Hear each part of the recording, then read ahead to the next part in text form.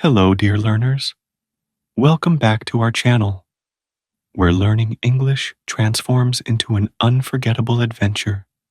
Today, we bring you the incredible life story of Nelson Mandela, one of history's greatest leaders. This isn't just a story, it's a journey of hope, courage, and determination. Listening to this tale will improve your English vocabulary, pronunciation, and listening skills. But more importantly, it will inspire you to dream big and never give up, no matter how tough life gets. Get ready to embark on the most powerful and motivational journey you've ever heard. Nelson Mandela was born on July 18, 1918, in the quiet village of Mvezo, in the Eastern Cape of South Africa. His birth name was Rolihlahla Mandela, which in the Xhosa language means pulling the branch of a tree, or, as some interpret, troublemaker. This name would later reflect his boldness in challenging injustice. He was born into the Thembu royal family, a tribe rich in history and culture. His father, Gadla Henry Mafakanyiswa, was a respected chief and advisor to the Thembu king. Though the family wasn't wealthy, they were highly respected in the community. Mandela's mother, Nosekeni Fani, a devout Christian, instilled in him the values of kindness, humility, and faith. Mandela's childhood was simple but joyful. He lived in a hut made of mud and straw, surrounded by rolling hills and open fields. There was no electricity, running water, or modern luxuries, but he felt free and happy. As a young boy, he loved running barefoot through the fields, herding cattle, and swimming in streams. He played traditional Xhosa games with friends and listened to elders share tales of brave warriors around the fire at night. These stories ignited a spark in young Mandela's heart. One day, Mandela's father told him, "A real leader doesn't seek power for himself, but serves his people." These words stayed with him throughout his life. At just 9 years old, tragedy struck. His father passed away after a short illness, marking a turning point in Mandela's life. After his father's death, his mother took him to live with Chief Jongintaba Dalindyebo, a royal leader of the Thembu people. The chief welcomed Mandela as his own son. For the first time, Mandela saw a world beyond his small village. He lived in the chief's palace, where he observed meetings and learned about leadership and responsibility. At 7, Mandela started school, where his teacher, Miss Mandingane, gave him the name Nelson, as was customary for African children to receive English names. Although he didn't understand why he needed a new name, he accepted it and focused on his studies. Mandela was a diligent student, curious about everything. He loved English literature, geography, and history, especially stories of African heroes who fought against colonial rule.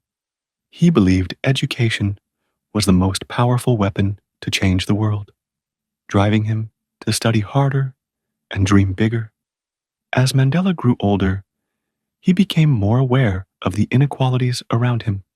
South Africa was under the oppressive system of apartheid, which separated black and white people in every aspect of life. At 16, Mandela participated in a traditional Xhosa ceremony where boys became men.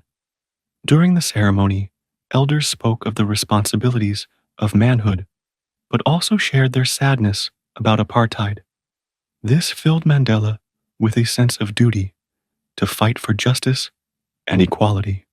At 19, when the chief arranged a marriage for Mandela, he made a bold decision. He ran away to Johannesburg to chase his dreams. The bustling city was vibrant, but full of challenges. Black people were forced to work hard for little pay and live in poor conditions. Mandela worked as a night watchman, while continuing his education. He eventually enrolled at the University of Witwatersrand to study law. As one of the few black students, he faced discrimination but persevered. During this time, he joined the African National Congress, ANC, a political organization fighting for the rights of black South Africans. Mandela dreamed of a South Africa where all races could live in peace and equality. In 1944, Mandela married Evelyn Ntoko Mese, a nurse who shared his dreams. But his dedication to the struggle often kept him away from home. He once said, "There is no passion to be found in settling for a life less than the one you are capable of living." The 1948 apartheid laws made life even harder for black people.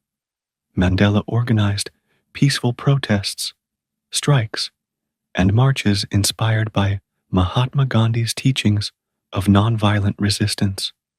Thousands joined the movement, risking everything.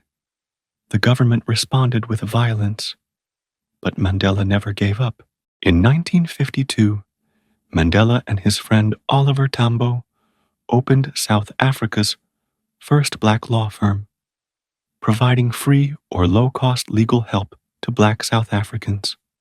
But the fight took a darker turn after the Sharpeville massacre in 1960, where police killed 69 peaceful protesters.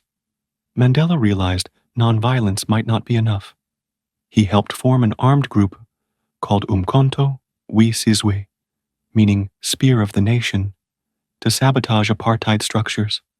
Mandela became a wanted man, traveling in disguise and gaining support abroad. In 1962, he was arrested and sentenced to life imprisonment. For 27 years, Mandela endured harsh conditions in prison, including hard labor and limited contact with the outside world. But he refused to break, using his time to study and teach others. His resolve inspired a global movement against apartheid. On February 11, 1990, Mandela walked out of prison at 71, unbroken in spirit. He preached forgiveness and worked to unite South Africa. In 1994, he became the nation's first black president, leading the country toward equality and reconciliation. Mandela's legacy lives on as a beacon of hope, teaching us to rise above challenges with courage and determination. As he said, "The greatest glory in living lies not in never falling, but in rising every time we fall." Thank you for joining us on this journey. Remember, you have the power to overcome any obstacle and make the world a better place. If Mandela's story inspired you, share it with others. Together, we can carry forward his message of hope, unity, and freedom. If you enjoyed this story, please like, subscribe, and share. See you in the next video.